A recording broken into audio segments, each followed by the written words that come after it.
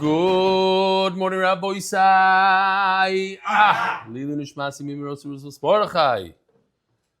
So in about 2 hours, I'm off to the airport, going to Los Angeles for at least a week. We'll see what happens. I have to take my wife somewhere special. Still working on it. Hi, Eli Stefansky. So right now it's 12 noon here in Chicago. 1 o'clock is the shir in Hebrew. And Be'ezer Hashem, tomorrow, Los Angeles, Thursday night, at the Link Koilel, there's going to be food. They asked that the Olam should RSVP if possible. We expect, last time I was there, it was a full house, and I'm assuming the same thing today. But whoever could register, it will be better for them, I guess. Motzi Shabbos, shirs in the Valley. And I'm asking again the Olam from Los Angeles. If you live in Los Angeles, you can do the Daf. Please come, show support. I know some of you are shy, you don't like to come, and you don't like crowds. Be misgaber, go out of your comfort zone. And we want to take Los Angeles to the next level. Be'ezer Hashem. Leo Lafler, I wanted to thank you so much for your incredible shir. I never learned Gemara and was always attracted to Chasidus, which is more like dessert instead of the main meal. I realized it was time to start learning, so I just bought the entire Shas. And I'm the first member of my family in at least 4 generations, if not more, to own the entire Shas and have it in my home. But just having a Shas in my home doesn't mean much, and then I found your shir. I'm currently a month into Daf Yomi, and I'm a few years behind starting brachas. So I'll pause here for a second. A lot of people make that mistake. Brachas is a very nice place to start, but since we are more than halfway through Shas, your place to start is Bava Basra Daf Nun Aleph, if that's where you're starting, or if you started a month ago, so it's Chaf Aleph, wherever it is that you started, that's where Shas begins. Shas is a Ferris wheel. Wherever you get on, that's where you get off. It just so happens to be the brachas is the first Masechta, but it's in no particular order. You could start anywhere, any day. And of course, I like to say this, MDY started in middle of Avodah Zarah, Daf Chav Ches, very close to Bava Basra, Daf Chav Aleph, which it's in the Chavs. It doesn't matter where you start. So our Siyum HaShas will be like a big Siyum HaShas, Daf Chav Zayin, Amud Beis, that's where we're going to be finished. That's when we get off the Ferris wheel. Whoever started that day, the 8 people that started with us then. And you, do not worry about brachas. Don't go back to brachas. You'll make your own Siyum HaShas. In middle of Bava Basra, it's going to be unique to you and your family. It's going to be amazing. I can tell you honestly that I'm excited to learn every day, and it's all in your zechus. I hope to also jump in with the regular Daf Yomi schedule and simultaneously catch up at the same time. Okay, listen, some people try to catch up. Many people have started from brachas. I recommend going maybe back to Baba Kama. See if that works. If that works, you do Baba Metzia. If that works, you can make your way back eventually. P.S. I live in Hadera, and I look forward to coming to RBS for live shir and to join the epic movement you have built. Leo Lafler, I am looking forward. What else do we have here today? So, not this. Sorry, I pushed that by mistake. Just in case the other wants to see this. Live in Los Angeles, Thursday, Bava Basra Daf Nun Beis, and Motzi Shabbos Daf Nun Daled. We have no idea where Friday is going to be. It's going to be somewhere. And now, for a little bit of a trailer, a little bit of a commercial. Here we go. Up there. Rabbi Isai, last year Shabbaton was one of the most amazing Shabbosim of my life. We cried, we laughed, we danced together. We heard incredible speeches. The camaraderie was just so geschmack and so fun. In the past few months, people have come to me and said, wow, I cannot believe I missed that Shabbos. Don't be that guy. This year, save the date. It's a Shabbos you're going to want to be there and not miss. MS, December 20th. In Connecticut, in the Armon Hotel. Same place as we were last year. It was incredible. I really hope that we could duplicate what we did. It's not going to be the same. It's the first time, and it was right after the war started.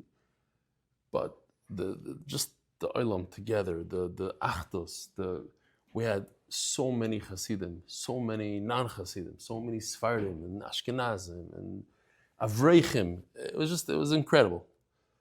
Really, Shabbos to, like I said, once in a lifetime. It was every speech, there's not a single speech that you didn't want to hear. Every speech, if you missed it, you felt bad. They were all bombs, and every one was emotional and made people cry, and at the same time, people were laughing. It was unbelievable. B'ezrat Hashem, we have some special guests coming this year, and it's going to be, I really hope there's enough rooms, because it's not even open yet, and people are like dying to get the rooms. So, B'ezrat Hashem. Okay, here we are. Rabbi said we're holding Daf. Oh, after the sponsors, of course, yes. Koil, sponsor of the month, Benjamin Rosenfeld for Hatzlacha in business. The Masech sponsor for the safe and speedy return of all the hostages. The Parnas HaChodesh, L'nishma Zechrya ben Moishe, L'nishma Zechrya bas Yosef. Parnas HaChodesh, Yedidya Pereira, please Daven for Pdion Shvoyim, Yonatan ben Yehуда, Yonatan Yehуда ben Michael, incarcerated, denied bail in Ireland. Parnas HaShavua, Bracha Avigail Bas Rochel Gito Refuah Shlema, for complete Refuah Shlema for Bracha Avigail Bas Rochel Gita. And the art of the month, we have all these chashava donors today. There's no Parnas HaYom, but we have the Koil of the month, the Masechta, 2 Parnas HaChodesh, a Parnas HaShavua, and a Parnas of the art of the month for zechus, for Rebelli and the whole MDY staff to continue to make Torah so enjoyable for so many. Yashar Koyach. We're we're 4 lines down from the top of Nun Aleph, Amud Aleph, which is 50 daf into the Masechta. Continuing with the theme, as we learned yesterday and we continue today, that a woman cannot make a chazaka in her husband's. If the husband has property and she works listing the property, she cannot claim a chazaka, that's hers. So that's the other case. Yesterday we were talking about a man making a chazaka in the woman's nursing home property, and now we're talking about the reverse. The wife wants to make a chazaka in the husband's property. They're married. It doesn't work. Ask the Gemara Pshita, Kivin Islam Zoynei, since he owes her support, Mizoynei hu dekachla. If she's in the nursing home, whatever she's doing, she's working over there, and she's taking fruit off the field or whatever it is, that's the mezainas he promised her in the ksuba. So of course she can't turn around and say, it's mine. We're talking about that he told her, you're going to take from this property in Chicago. And she made a chazak in the property in New York. What is she doing in New York? She has no business being there. The answer is, it's not a chazaka because the husband doesn't mind if she eats a little bit more. She's hungry today. So she's eating more. Doesn't mind. So the same svar that we said yesterday, the same kind of idea. Remember we said, it seems like a husband cannot make a chazaka in the wife's property. What if he purchases it off her? It works. And what's the Gemara's question? There's a reason it shouldn't work. Why not? Because nachas ruach asisi l'bayli. There's a svar to say that a woman didn't want to really sell, she just happened to be forced into it. She didn't want to disappoint her husband. But the Gemara is going to ask something different. When the wife purchases a karka from the husband, how does it work? If she has edim, she has a shtar. Who said it's a good purchase? Leiba zuzei hu de boye. This is a little bit of a concept we're going to be talking about. Perhaps the wife is one of those who, whenever she sees money laying around, she takes it for herself and hides it for a rainy day. She knows the husband is irresponsible, and not once, not twice, he went bankrupt. He always cries he doesn't have money. So she decides on her own she's going to do a little savings. Yeah? I just remembered a story. Why not? I'll tell you. Here in Chicago, everybody knows I used to be a caterer. I did some weddings for Marty, I think. Did I do? I did for you. Anybody else in this room? I did your last. My last was your. Which son was? Who was that? Really? That was the last one? Wow, it was a long. How many? She has like, my last one. She has a lot of kids, no? No way. She has 12 kids already. That was the last one. That's a long time ago. Wow. No twins. So that means she got married at least 12 years ago. It's more. Okay. Wow. Okay, so I was doing a wedding for a couple, a famous couple, and they have a lot of money. And they don't like to spend the money. The husband doesn't like to spend the money. So I'm schmoozing with them and everything. And then the wife comes to me afterwards and says, listen, I want a shmorg. I need you to tell my husband that the shmorg is for free. And I will be paying you in cash.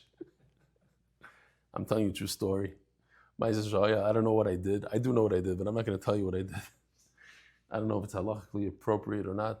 Anyway, she was hiding money from her husband. She had her own little money. And, okay, that's how it was. I remember one day I asked her, I said, I don't understand, why are you painting your front door? What's going on here? Your husband has enough money to buy thousands of these doors. What are you painting? She goes, that's how it is. We got to save money. She's sitting scraping the front door and painting it. Okay.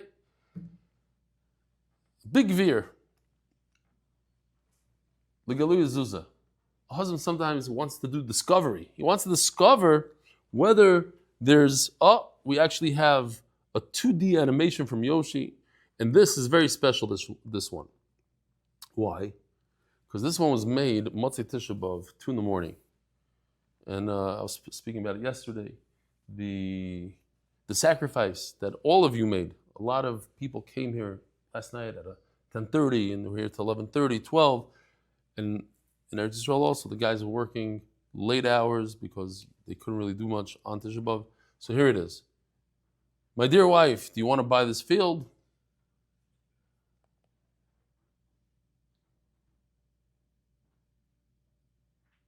Anyway, so all he wanted to do is to see where she hiding the money. He comes with his spyware and whatever, and he discovers where it is, and then he can go get it. Why? Because, don't forget, we have a general rule of Masha Kansa Isha Kanabala. Whatever a woman acquires, they have a deal. He's going to support her, he's going to give her room and board, and then if she acquires something, it goes to the husband, unless, of course, you make a condition, and you say, a condition doesn't go to the husband. So it's hers, it's his, he wants it. He's playing a trick here. This is where the story comes in. I know I said it 2 days ago, but this is where it really fits in beautifully, that I want to be Megala Zuzeh for the homeless guy that came to me and said, could I afford to give him money for the bus? And I said, yes. Do you have change of 20? And he says, yeah. And I said, okay, if you have change of 20, so you have enough money for the bus. That's legaluza. That's to discover money. Is it a nice thing to do? No. Depends. If the guy cheppers you every single day and you know the same guy and the same lie, different story. Shmas mino. Shamas mino. So the Gemara says, I prove from here that when you sell something to your wife, she acquires a kansa. You ask me a question, perhaps he's just trying to see where she's hiding the money. You don't say it. So if she buys property from the husband, she acquires the property. Says the Gemara, Loi, Ema.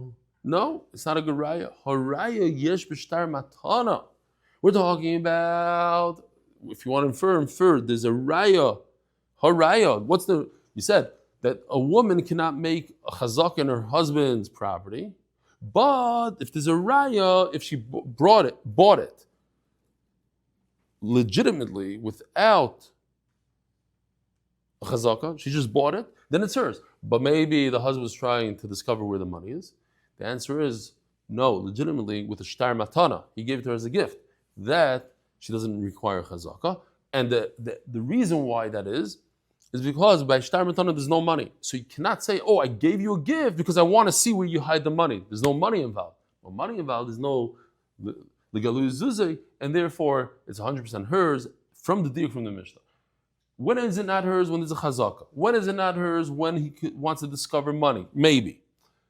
But there's a case that 100% it's not for discovery of money, which is a matana, so that's for sure hers. Gemara tells us a story. Rav Nachman tells Rav Huna, where were you yesterday, last night, when we were by the Tchum? By the Tchum is referring to the Beis HaMedrash. So just to go over Hilchas Tchumim a little bit, it's geschmack stuff. So if a person has a house, he's permitted to go 2,000 amos on Shabbos in each direction.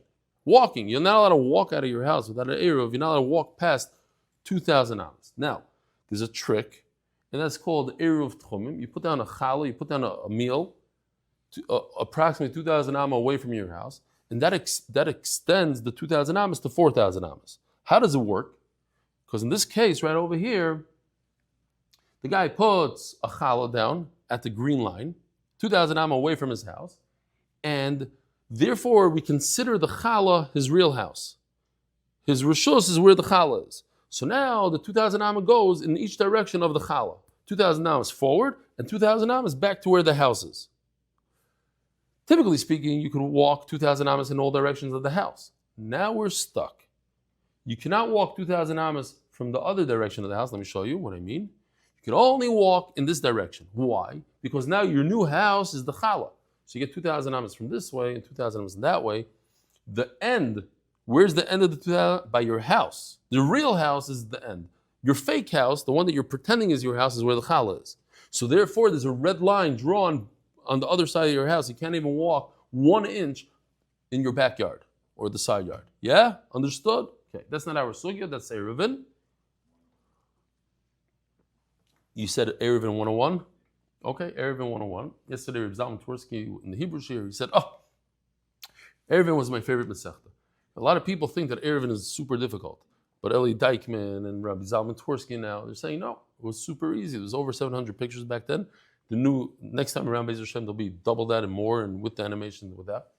It's going to be super, super easy. Stam Hashem Ra people made, Erevin. Yeah, if you don't have these things, very, very simple. So, Zog the Gemara. Why is it called a tchum? Say the Beis HaMedrash. So the Rashbam explains because they used to build the Beis HaMedrash right outside of the city, 2,000 amos outside of the city. Why? Because now it's closer to the cities next to it. Other cities could come and they could all participate in that Beis HaMedrash. Rav Shteinman said a nice little vart. He says it's like a Musar thing. They used to make the Beis HaMedrash outside of the city so that when it's time to pick up your kid from Gan in Eretz Yisrael, you see all the Koil guys, they leave Koil and they run to get the kids from Gan. Says, but imagine if your Beis HaMedrash was 2,000, you're outside, I don't know, you don't hear it, it's, you're not going to the dry cleaner in the last minute to go pick up, because you're outside of the Tchum. That's why they made it outside of the Tchum, to keep you into learning. I'm not saying you shouldn't help your wife, I'm just saying like every excuse. When you're a surgeon, when you're doing anesthesiology, you're not busy doing all these little things, these errands that you see sometimes, unfortunately, people that are in learning do. Why? I'm at work. That's what my father used to tell my mother. I'm like Dr. Friedman, my mechutin. Nobody calls him up, hey, could you grab the stuff from the dry cleaner? Hey, could you watch the kids? I'm busy, I'm this. No, he's a surgeon. You understand that? Okay, I'm learning all day. Fine. Now I'm going to get a whole bunch of emails. Forget the emails. Just be upset at me without the emails. Great. So I just want to take it one step further, and I'm talking to myself really because I noticed that this WhatsApp business and the text messaging and the emails, it just takes you away. And that's the exact opposite of what Rav Shteinman is talking about. Not only is your Beis HaMedrash next to everything else, you're in everything else. Everybody could contact you in middle of a Tosfos, in middle of a line of a Gemara, all of a sudden, ding, ding. You take a look because, there's some sort of, something goes off in your head, some, what is it called? The chemical compound. They're like, it's geschmack. I'm going to see something cool on my WhatsApp. What is it called? Endorphin, whatever. Dopamine. Okay, dopamine. You should know this stuff. And you see that thing go off, and you get distracted. So be merachek the phone. That's what we got to do. Be merachek the phone. One day I'm going to do it. But you guys do it first. Let me know how it goes. Be merachek that it's a hara away from the Beis Medrash, and then you have pure Torah. Great. I'm talking to you, Mark. You hear what I'm telling you? Be merachek the WhatsApp. I'm talking about you texting me. Okay, one day. I'm going to make one of these WhatsApps that nobody can reach me, only my wife. And my wife I don't answer anyway, so it's givaldik. 0. Says the Gemara. Or you could be like that guy. Sorry to buy you, Reb Eli. I know that thousands of people are texting you, but I was just wondering. So don't text. I know thousands. Yeah, you're right. They are. And you're 1,001. Where were you in the Beis Medrash? We said a beautiful shtickle Torah over there. What was it? Oh, we said, if you sell your wife a field, she acquires it. And we don't say that he's trying to discover money. Oh, by the way, when you say discover money, this is geschmack, also a trick. So a guy comes home and he sees his wife on the couch, like, in agony. What's going on? He says, it's my headache. You can't even imagine. I'm totally out of it. She says, oh, what a shame. What a shame. I was planning on taking you to the mall today and we could go shopping. So she says, no, I was just joking. I don't have a headache. So he says, I was also just joking. Yeah. So he was playing again. He wanted to see, are you serious about this headache or not? So he's legal zuzah. He made a not nice move.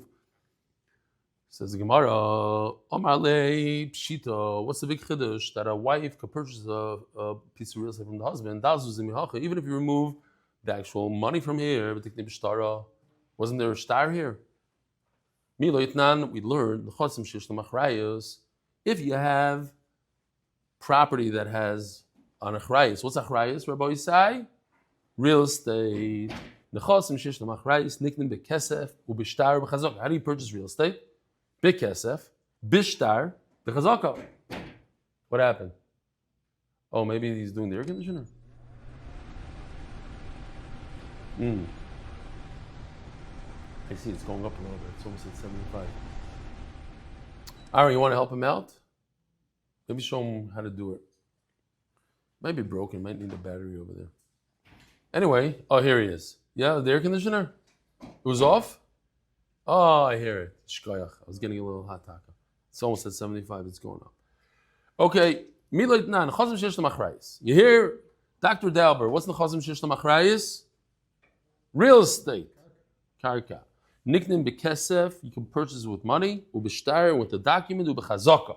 What kind of chazaka can you purchase real estate with? Noal Godar Paratz Rafak Bapurta, not 3 years. Not 3 years. Omalei, V'lavid Ma'ala. Oh, so it says Mefurish that a shtar could acquire real estate, so why can't she acquire it with the shtar? Omalei, V'lavid Ma'ala, Omar Shmuel, Yishono L'b'shtar Matana. We already explained it's not referring to regular shtar, we're talking about a gift shtar. Shtar Mecher, L'konat Shitin Lodomel. When a woman purchases a shtar, a karka, with a shtar, it won't work unless she pays in full. Why? Because he's not soymech das to do the mechira until there's a full amount of money. So you can't trick us out of this. You can't say, there's a shtar even though there's no money. Well, if there's no money, there's no shtar. They go hand in hand. You can do a shtar on condition that she pays up in full.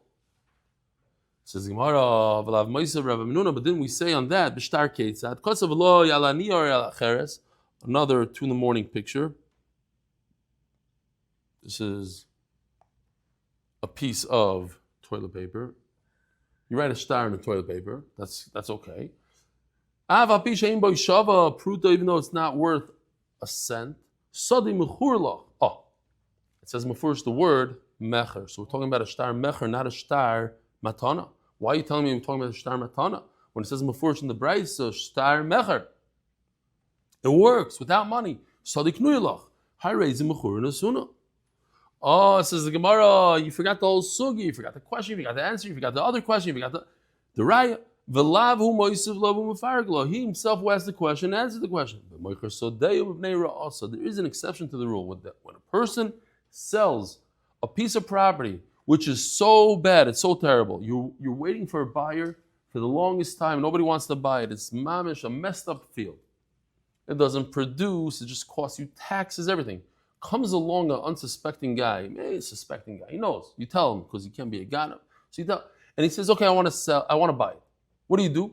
You sell it to him, whether he gives you money, doesn't give you, you just sell it. Let's get at it. We'll worry about the money a different time. In that case, he doesn't care about the money. He cares about selling it. And in Mela, we have a case where there's a shtar that does the kinyan and not the money. So the Gemara Givaldik. Here's a new concept that a lot of times people, they'll put interesting wording in the shtar. Here we go. Here's the shtar. It's going to say this.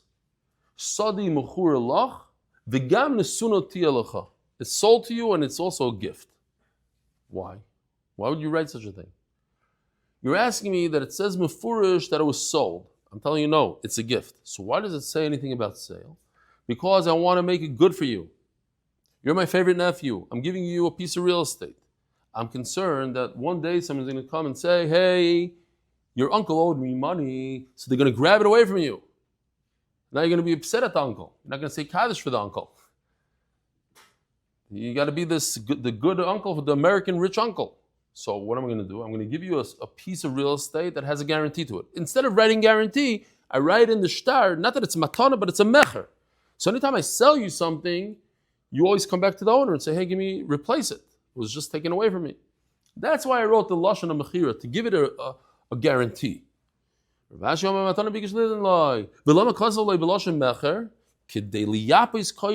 make his ownership a true ownership as if he bought it, not just got a present. So let me ask you a question. If that's the case, why does it say in the shtar, Vigam nesunati alecha? It's given to you as a gift. What maila does a gift have?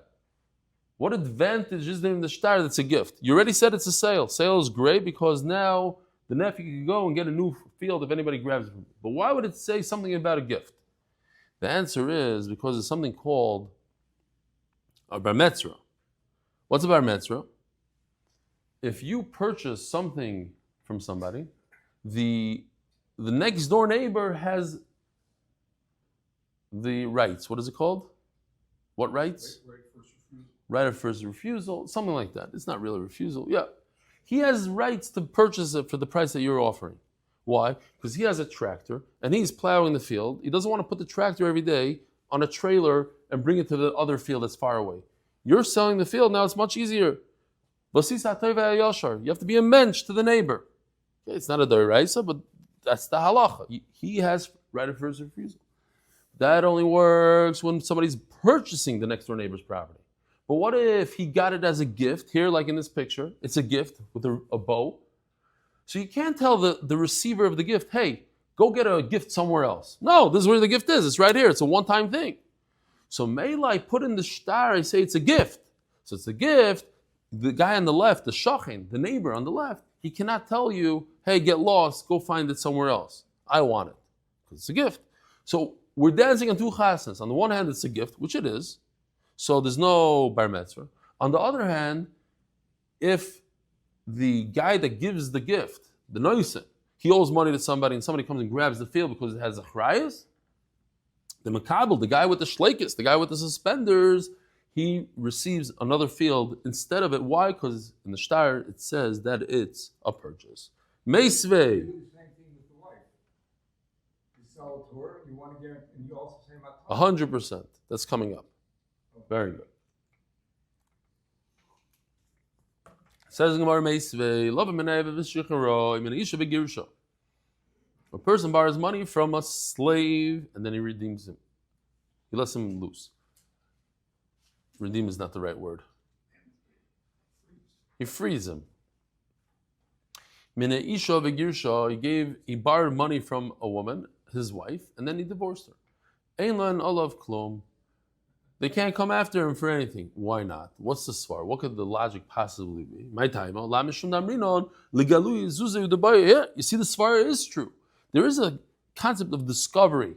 I'm trying to see where you're hiding the money. Says the Gemara,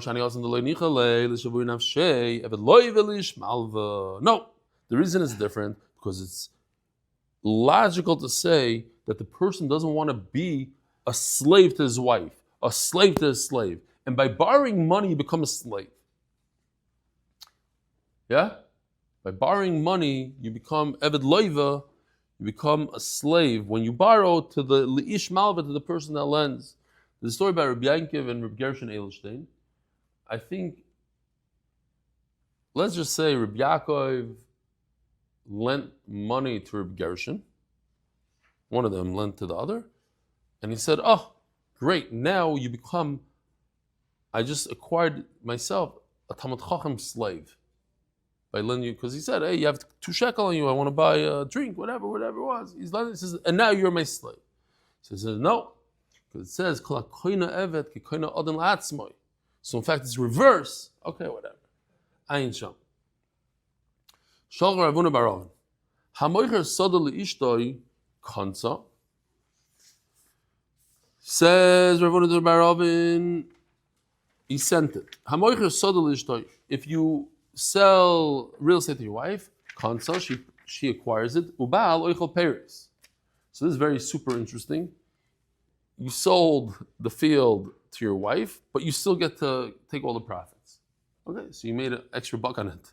She comes into the marriage with a nursing home. Until now, you are the administrator, and you were making all the profit. Now nothing to do. You had your own field. You had your own field that you brought into the marriage. You sold to your wife, but you still get all the pairs. So you didn't lose anything. Says the Gemara, let's just say this so that Rabbi Steinberg doesn't bother me. Sponsored by Yisrael Share, Construction Management and Supervision, and the Life Share Community, protecting families today before tomorrow's unexpected loss. Tomorrow, Bezer Hashem, well, not tomorrow, but more Matzah Shabbos in the Valley. Rabbi Ari Rosenstein from the Life Share Community is going to be there at the Share. He's a landsman. He has a lot to do with California. I think he grew up there. I know his wife is from there, so I don't know if, maybe. Kidnovations LLC in honor of my Uncle Reb Elchanan Pressman and Fishel, and his zechus for Akiva Simcha Ben Fayga, and Rivka Yehudis Bas Yafa Chaya. Yeah. Amen. Says the Gemara like this. Barab. But unfortunately it's different. Says the Gemara. Barab Rabba Rabba well, the G'dayla Adar. So remember this for a little later. The G'dayla Adar say one way. The Gemara is going to say a different way. B'matana, who are these G'dayla Adar? By the way, I'll say them now. These are the Talmidim of Rabbi Yochanan. So that means if anybody argues on them, and they are a previous generation, then we can go with them, not the G'dayla Adar. So Reb Abba v'Rabavo v'G'dayla Adar amru b'matana bikishnet Allah, and this is what Rabbi Bo, what's his name? No, what's your last name? Bogan. That's so interesting. Rabbi Bogan was the first wedding I did at Midwest Conference Center, and you were the last one I did at Midwest Conference Center. Say Shalom Aleichem to each other. I'll tell you the story real quickly. He doesn't know the truth. I'll tell you the truth. I went over to him, I said, listen, I got this place, I want you to do the wedding there. Tell me if there's anything I'm saying that's not true. So he said, nah, I don't want to do it there because it's hard to get to. And it's this, it's that. I said, it's 20 minutes away. She said, it's not 20 minutes away. It's 40 minutes away. I said, listen, I'm gonna drive you there. And if it's 20 minutes away, you do the wedding. If it's not. Anyways, he didn't know that I'm a pilot. I don't drive anywhere. I fly. Also, what he didn't realize is that I chose Thanksgiving. I think it was like Thanksgiving morning. There's zero traffic. That he didn't chap. Anyways, he was with me. I'm doing 95 the whole time. Got there in 17 minutes. And he got there. It's pretty close. Okay. And he did the wedding, right? Rabbi Bogan. Emes, did you chap that I took you on Thanksgiving? I did not for Thanksgiving, but it's You gotta think. I don't know, watching this shit, this guy's mamish a shyster. He does this, he tells his wife that, he goes here, he sells houses, he doesn't tell his wife, Hashem Yirah. What are we watching here? Yeah, what? What do you remember? I told you were a good salesman. I was a good driver, not a good salesman. Okay, that was the story, and since he did the first wedding, and other people said, listen, he's a shtickle nursing home guy, this, that. We could also do weddings there, so yishkoich, because of you, I made a lot of parnasa for 3 until Marty Dauber took me out of business. I had to close down shop, last one. Anyway, Zog Gemara. No, that's when I bought my apartments in Indianapolis, in Abington. That was one of them, and Shalom Yisrael. Says the Gemara.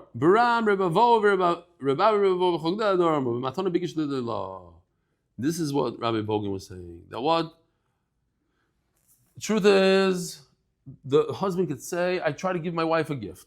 And if I gave her a gift, what's the difference, a gift and a sale? If I gave her a gift, I'm large. I give her everything. I'm not going to take Paris from her. What does a gift mean?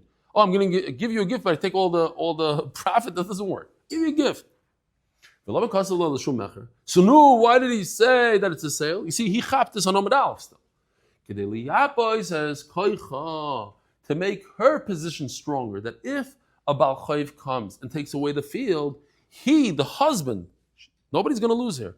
The husband is going to lose. The giver is going to lose. He's going to substitute the field that they took away from her with another field. But if it was just a gift, she wouldn't get another field. So this is a repeat. We call this a freebie. Then we're asked, what about the Bryce? It says that if you borrow from a slave and you freed him, you married a woman and you borrowed money from her and then you divorced her. They can't come and take back their money. My time, isn't it because we're saying that he tried to discover where they're hiding the money, like in the cartoon. No. The reason is not because he wanted to do discovery, but rather he would refuse to borrow money from his own wife. He doesn't want to be a slave to his wife. He doesn't want to be a slave to his slave. Omar Rav, if somebody sells a field to his own wife, konsa, she acquires the field, and the husband does eat peiros, and we don't say what? Ligaluya zuze. There's no discovery. B'matana, konsa ve'ina ba'al. So what does Rav say? We have to remember this because on the bottom it says over here, maybe not. Maybe I'm confusing with another Amud Beis. Rav says that if you sell something to your wife, she acquires it. And there's no Ligaluya Zuzeh. We have a question, do you say Ligaluya Zuzeh or not? I'm discovering money. Maybe it's a Musig and Shas. I don't know if it's that popular, so okay, we won't put it in. But if it's a gift, now he gives her everything, including all the profits. It doesn't make sense, he's giving her a real estate and he's taking the profits. It's not true. There's no difference between a sale and a gift. Both, she acquires it. And in both cases, the husband does not eat the profits. Over Rav Chizda, Ovad Rav Chizda, Uvda Reb Elazar, Rav Chizda. Why is it not considered Nichsei Melug? No. Nichsei Melug is only things that she brings into the marriage. Because it belongs to her. You're saying it's like something that what? That he can't touch it. Okay? Like anything else, yeah. You're asking something similar to what somebody asked yesterday. Like, how in the world could she have money to buy it? Or these are all questions like she had money that people gave her that the husband can't touch. Or he sold it to her on condition he doesn't touch. You're right. Different things. Avad Rav Chizda uvdo ki Reb Elazar. So Rav Chizda paskin like Reb Elazar, not like Rav. That what? That the kinyan works if she purchases something from the husband and the husband does not get any of the profits.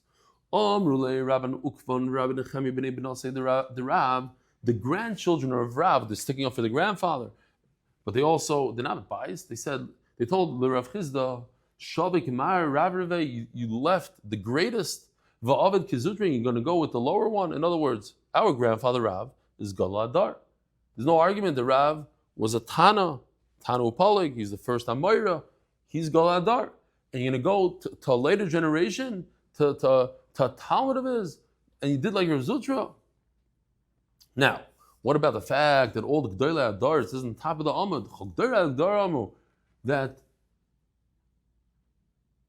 not like Rav? The answer is because all these G'dayla Adar are the Talmidim Rebbe Elchanan, as we're going to see soon, so they're also like in the same position as the Rebbe Lazar. How do you go away from our grandfather Rav? I'm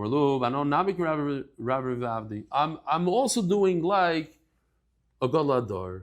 Who? Don't forget that Rav and Rabbi Yochanan were contemporaries. Rabbi Yochanan was the Galadar in Eretz Yisrael. Rav was the Galadar in Bavel. Yeah, it happens to be that Rav was older than Rabbi Yochanan, but Rabbi Yochanan, actually the halach is like Rabbi Yochanan always in Shas, between Machlokes Rabbi Yochanan and Rav. So, we have another Galadar. Not from the later generation, from that same generation. Rabbi Yochanan says both a mecher and a matana, kansa, the wife acquires, ve'ena ba'al eichel peres. Amarava, hilchasa. Oh, this is the Amud Beis I said before that, I remembered. The halacha is that the husband eats the profits. But when it comes to a gift, she acquires, but the husband does not eat peiros. Ask the Gemara, think about it. Let's do it again. We didn't even have such a thing. She does not acquire at all. And then it says, V'habal oichel peiros, and the husband eats fruit. He eats the profits. So if the wife doesn't acquire, what is he eating exactly? It's a contradiction. What? He's eating his own stuff. So he's not eating peiros, he's eating his own. It's not peiros. Why is it called peiros? He's eating his own stuff. What you have is peiros. It's yours. Yours is yours. Peiros seems to be, it's really his wife's. He's just eating his own. He's eating the profits of his wife's stuff. This is not profits. He's eating his stuff. B'matana, right? Bogan, if I tell you, you are eating the profits of your real estate, of your nursing homes. That's not true. You're eating your nursing home. It's yours. It's 100% yours. It's not profits. Profits means it's owned by somebody else and you get the profits. B'matana, kanta, says Gemara Tarti, it's a contradiction, like Kashio. Kam b'mois tmunin, kam b'mois sheinam tmunin. There's a difference here. I gotta see this again because it's mamish givaldik. Sorry. You want to buy my field? It's in Hebrew. And then she goes and she takes out money, which obviously I called him my uncle once. I told him, you're not going to believe this. In Eretz Yisrael, I was, for whatever reason, I took a chair and I looked on top of my top shelf, and I was so excited. I found a stash of cash, literally this thick. Like, wow, it's geschmack, free money.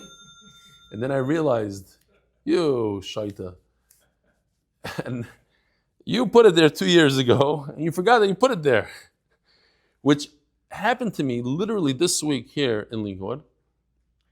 I go to my drawer, and I'm looking for my gun. I'm like, I cannot believe it. The guy that works for me, who else could it be? I have a guy that comes into my house every week. He works for me already for like literally 20 years almost. He puts the sprinkler on, he does this, he takes in the mail, the whole thing. I can't believe he took my gun. What is he thinking? And I was like, I can't. I told my whole family he took my gun. After all these years, he never took a thing, and now he took my gun. And then I realized I hid it in the exact same spot where I hid my cash in Eretz Yisrael. Same place, and I forgot that I hid the gun for myself. Okay. I'm like, I can't have a gun in my drawer. What if an anicle comes and this and that? So put it on top. Anyway, I have it, yeah. We just found the safe also. That's another thing. We just found my safe in my Shver's house with the whole maisa, with my stuff. Everything was everywhere. We didn't know where anything is. We just found the safe. So, what does that have to do with anything? Yeah. So Talmud. So my uncle says, you're not going to believe this, Eli. I once had a sewer issue in his house in Bnei Brak, and he went in there and he started, and all of a sudden he finds a bag, and inside the bag there's another bag, and inside there's a thing of dollars. He put away money and he completely forgot that he hid thousands of dollars. He's a Kyle guy. Thousands of dollars in his floor under the balata. Mamish like this picture.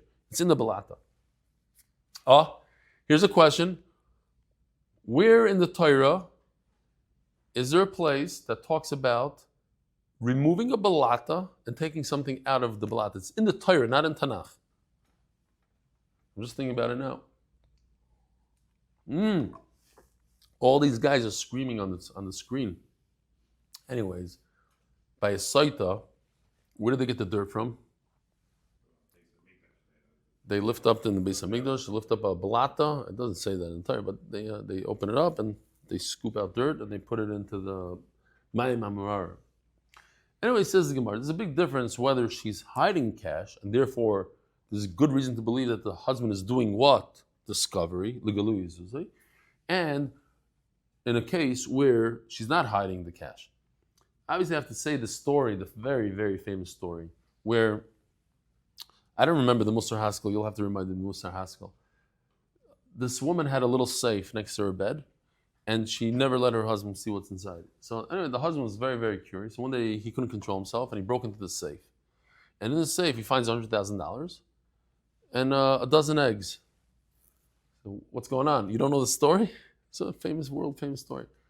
So he says, listen, I have to admit, I feel bad. I broke into the safe, but explain to me what is going on here.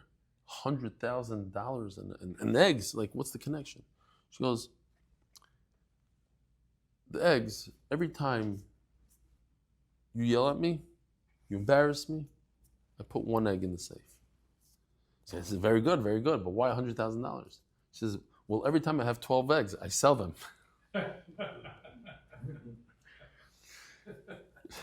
What's the Musa Haskell?